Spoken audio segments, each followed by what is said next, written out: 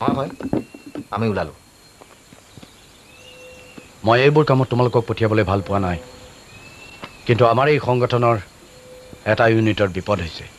তেওঁলোকে আমাৰ সহায় বিচাৰিছে, গতিকে সহায় কৰাটো আমাৰ দায়িত্ব। যোৱা, জয়ী হৈ আহা।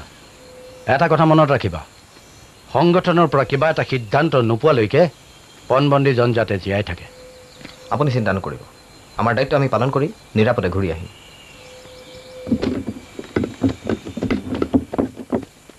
গৈছো এই সময়তে মানুহ আহিব পাৰে চোৱাচোন। তোমালোক কি হ'ল? আমাক এম্বুলেন্সখন লাগে। এম্বুলেন্স মানে? মানে মই ড্ৰাইভ কৰিম আৰু সকলোৱে জানিব আমি এজন চিৰিয়াছ পেচেণ্ট লৈ চহৰলৈ গৈছোঁ। আপোনাৰ আপত্তি নিশ্চয় নাই? নাই নাই নাই। চাবি চাবি?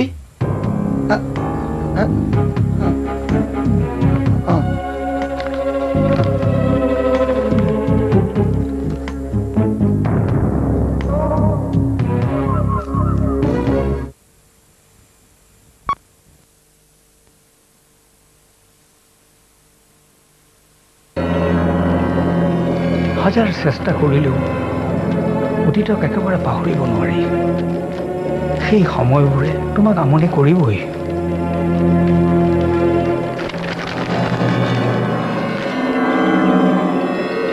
আদৰ্শ বা কৰ্তব্যৰ দোহাই দি মানুহে নিজৰ আৱেগ অনুভূতিক চেপি ৰাখিব পাৰে, বিসৰ্জন দিব নোৱাৰে। বুজিছো নানক, কিন্তু মই তোমাক ভাল পাওঁ, খুব ভাল পাওঁ। তথাপিও মাজে মাজে আশংকা হয়। জানোচা, বিপ্লৱৰ বতাহজাকে আমাৰ আশাবোৰ, আমাৰ কল্পনাবোৰ বাস্তৱ হ'বলৈ নিদিয়ে। মোৰ বৰ ভয় হয় জানা।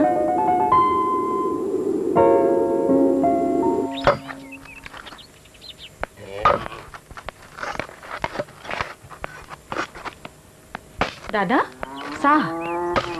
নাই, নালাগে। কোনে আনিবলৈ দিছে চাহ তাহ? খং কৰি লাভ নাই নহয়। মাক বাপেক নাই যেতিয়া একমাত্ৰ ককায়েক হিচাপে আপুনিয়ে তাই গাৰ্জেন। নানক ল'ৰাটো ইমান বেয়া নে? বেয়া মানে সি টকাই। তেওঁ ডকাইত নহয় ককাইদেউ। বন্দুক বাৰুদ লৈ এইবোৰ আন্দোলন হ'ল নে? টকাইটি। স্বাধীনতা আন্দোলনতো বহুতো বিপ্লৱীয়ে অস্ত্ৰ হাতত লৈছিল। তেওঁলোকতো ডকাইত নাছিল। সেইবোৰ যুক্তি মোক নালাগে। ইয়াৰ পিছতো যদি তই তাৰ লগত বিয়া হ'ব খুজিছ হৈ থাকগৈ, কিন্তু তাৰ পিছত এইখন ঘৰৰ লগত তোৰ সম্পৰ্ক শেষ।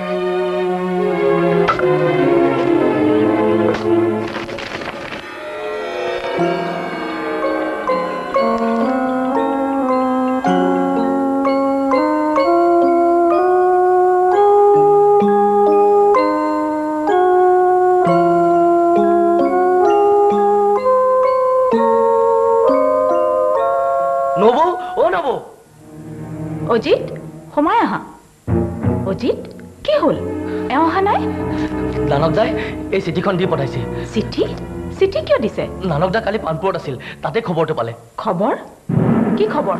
আমাৰ সংগঠনক চৰকাৰে নিষিদ্ধ ঘোষণা কৰিছে, সকলো আণ্ডাৰগ্ৰাউণ্ড হৈছে। মই যাওঁ, পলম নকৰোঁ, চিঠিতে সকলো পাব।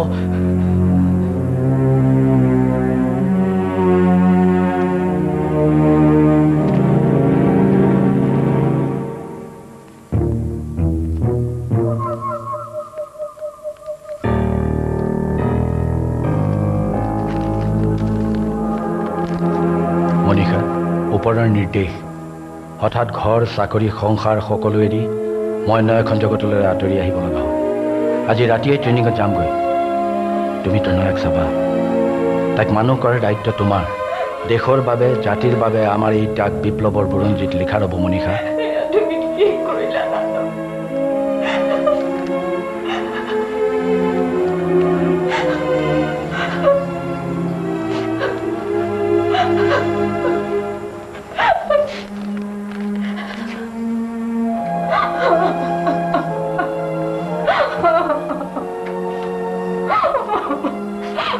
কি হৈ গ'ল তনয়া?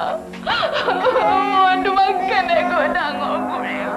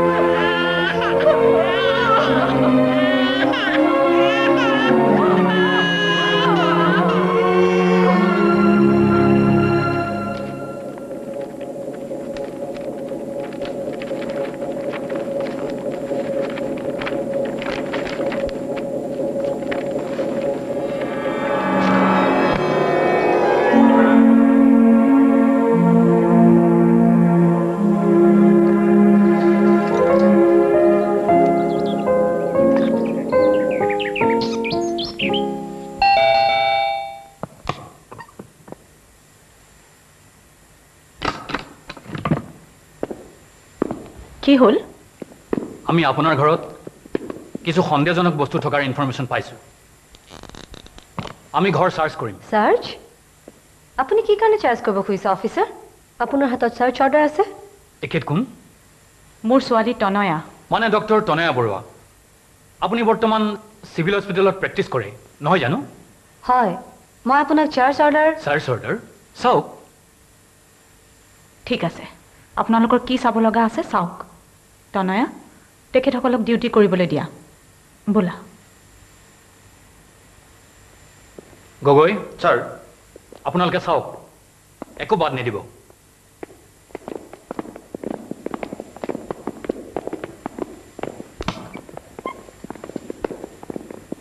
আই এম চৰি। আচলতে সাধাৰণ নাগৰিকৰ শান্তি ৰক্ষাৰ স্বাৰ্থত আমি সকলোৱেই কিছু ত্যাগ স্বীকাৰ কৰিবই লাগিব। আপোনালোকক এইদৰে ৰাতিপুৱাই ডিষ্টাৰ্ব কৰিব লগা অৱস্থাটো কিয় হৈছে কাৰণটো নিশ্চয় বুজিছেই। মানে আপোনাৰ পিতৃ আৰু আপোনাৰ স্বামী দুৰ্ধৰ্ষ সন্ত্ৰাসবাদী নানক বৰুৱাৰ কাৰণে।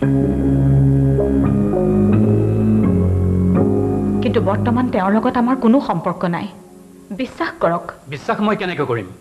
কোনোবাই নিজ পত্নী কন্যাক বাদ দি গোটেই জীৱন পাহাৰে পৰ্বতে কটাব পাৰেনে? অন্ততঃ আদৰ্শৰ বাবে? পাৰে। ইম্পচিবল। স্বয়ং ভগৱানে ক'লেও মই বিশ্বাস নকৰোঁ।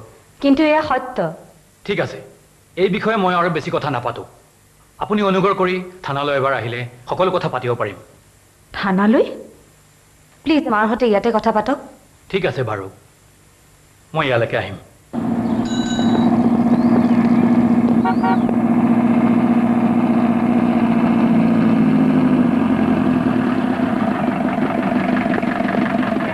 ছাৰ, আমি ছাৰ বেমাৰীলৈ গৈ আছোঁ। ছাৰ, আপোনালোকে এম্বুলেঞ্চো চেক কৰে নেকি? আজিকালি এম্বুলেঞ্চ আৰু VIP গাড়ীতহে আচল মাল পোৱা যায় বুজিছা। ঠিক আছে ছাৰ, চাওক।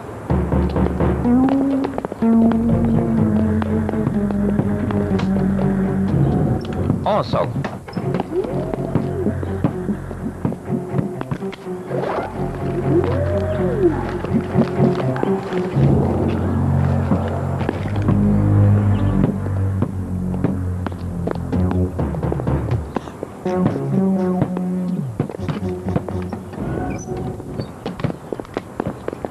ছাৰ, যাব পাৰোঁ ন? যাব পাৰা, যোৱা। অঁ ছাৰ, যোৱা। ৰ'ব দে। ঐ, ষ্টাৰ্ট বন্ধ কৰ, ছাৰে ৰাখিব কৈছে।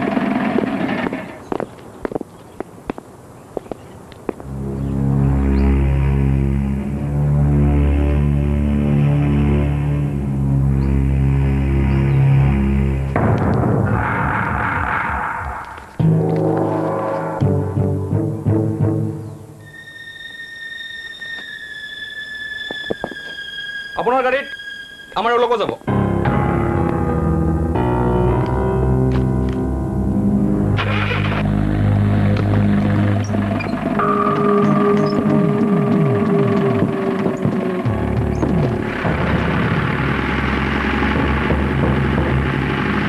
শুনক, এইখিনিৰে পৰা হিল ডিষ্ট্ৰিক্ট আৰম্ভ হৈছিল। আজি আকৌ উগ্ৰপন্থী সংগঠনে 24 ঘণ্টীয়া অসম বন্ধ ঘোষণা কৰিছে। ইয়াৰ পৰা 10-15 কিলোমিটাৰ ৰাস্তা অলপ বিপদজনক। অৱশ্যে এম্বুলেঞ্চখনত সিহঁতে এটাক কৰিব নালাগে। তথাপি আমি বাৰু আপোনালোকক ইয়াৰ পৰা মাজৰ গাঁৱৰ কেম্পলৈকে আগবঢ়াই দি থৈ যাম। সিফালে আৰু কোনো ভয় নাই। বাটত একো বিপদ নহয়তো? অঁ ছাৰ, কি আপোনাক আমাৰ লগত পঠাই বচাই দিলে কিন্তু। আচলতে কি জানে, আমি ছাৰক ক'লো কাৰণেহে আমাক পঠাই দিলে। কি ক'লেনো? আমি ক'লো বোলো বন্দুকধাৰীয়ে যদি ইহঁতক নমাই এম্বুলেঞ্চখন লৈ যায় তেতিয়া তেনেকুৱা কিবা হ'ব নেকি? নাই নাই, একো ভয় নাই, আমি আছো নহয়। Thank U sir. ছাৰ, আপুনি বচাই দিছে কিন্তু। অঁ ছাৰ, ছাৰ ৰাখিমনে? অঁ অঁ, ৰাখা ৰাখা।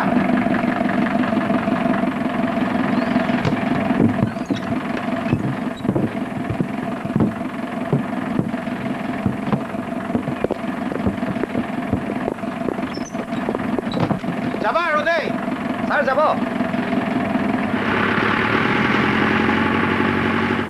বাৰে বাৰে পুৰণা কথাবোৰ কিয় সোঁৱৰাই আছে? যিবোৰ কথাৰ স্মৃতিয়ে আপোনাক মনত কষ্ট দিয়ে, সি যদি বহু হাজাৰ মানুহৰ শান্তিৰ কাৰণ হয়, তেতিয়াও আপুনি এইকণ কষ্ট নকৰিবনে? কষ্ট মই জীৱনত বহুত কৰিছোঁ, মোৰ নিজৰ বাবে নহয়। তনয়া, মানে মোৰ ছোৱালীজনীক মানুহ কৰাৰ বাবে। নানকৰ দৰে নহয়। আপোনাৰ কথা মই নাজানো, কিন্তু আপোনালোকৰ মাজৰে বহুতো শান্তি ভংগকাৰী শান্তি ৰক্ষকৰ দৰেও নহয়। প্ৰকৃত মানুহ, মানুহক ভাল পোৱা মানুহ, মানুহৰ বাবে কিবা এটা কৰিব পৰা মানুহ কৰাৰ বাবে। আপুনি তনয়াৰ মাতৃ। নিজৰ সন্তানৰ ভালৰ বাবেতো সকলো পিতৃ মাতৃয়ে কষ্ট কৰে। শুনক অফিচাৰ, মই শিক্ষয়িত্ৰীও। ছাত্ৰ ছাত্ৰীসকলো মোৰ বাবে তনয়াৰ দৰেই। সিহঁতো মোৰ সন্তান। চাকৰি দায়িত্বত জীয়াই থকাৰ প্ৰয়োজনীয় দৰমহাকেইটাৰ স্বাৰ্থত কেৱল পৰীক্ষাত নম্বৰ পাবৰ বাবেই মই সিহঁতক শিক্ষা দিয়া নাই। সিহঁত যাতে ভৱিষ্যতে প্ৰকৃত মানুহ হ'ব পাৰে সেই শিক্ষা দিবলৈ মই চেষ্টা কৰিছোঁ। কিমান সফল হৈছোঁ মই নাজানো, কিন্তু মই চেষ্টা কৰিছোঁ, মই কষ্ট কৰিছোঁ। আপুনি আৰু অলপ কষ্ট কৰক। মনত পেলাব নোখোজা কথাবোৰ অলপ কওক। সংগঠন বেণ্ড হোৱাৰ পিছত নানক বৰুৱা প্ৰথম কেতিয়া আহিছিল? আহিছিল, দুবাৰ আহিছিল। প্ৰথমবাৰ তাই 5 বছৰ বয়সত। সেই 5 বছৰত তেওঁৰ বহুত পৰিৱৰ্তন হৈছিল। মোৰ বিয়াৰ সময়ৰ বা আগৰ সেই বিপ্লৱী নানক বৰুৱা আৰু 5 বছৰ ব্যৱধানত মোৰ কাষলৈ অহা নানক বৰুৱাৰ মাজত আকাশ পাতাল পাৰ্থক্য। মানুহজন মানুহ হৈ আছিল নে নাই মই নাজানো, কিন্তু মই অনুভৱ কৰিছিলোঁ সেয়া যেন অন্য এক মানৱ, যন্ত্ৰৰ দৰে। মানুহৰ থাকিব লগা আৱেগ, অনুভূতি, দয়া, সহানুভূতি সেইবোৰ যেন তেওঁৰ অন্তৰত ক'ৰবাত লুকাই গৈছিল।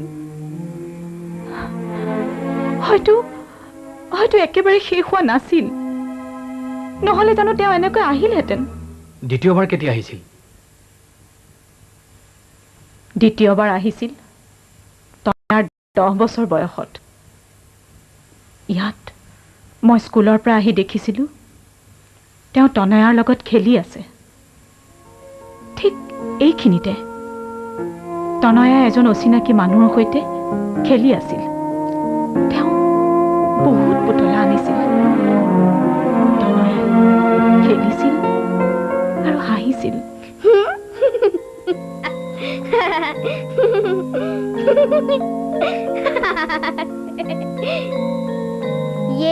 চোৱাচোন চোৱা, একেবাৰে প্ৰণীতা আণ্টিৰ নিচিনা লাগিছে। কোন প্ৰণীতা আণ্টিনো? মই দেখোন চিনিয়েই নাপাওঁ। প্ৰণীতা আণ্টিক চিনি নাপায়? চবেই দেখোন চিনি পায়।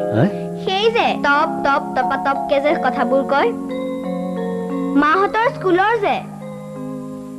বাৰু তনয়া, তুমি বাৰু মোক চিনি পাইছানে? পাইছোতো। কোৱাচোন বাৰু মই কোন? তুমি মোৰ আংকল।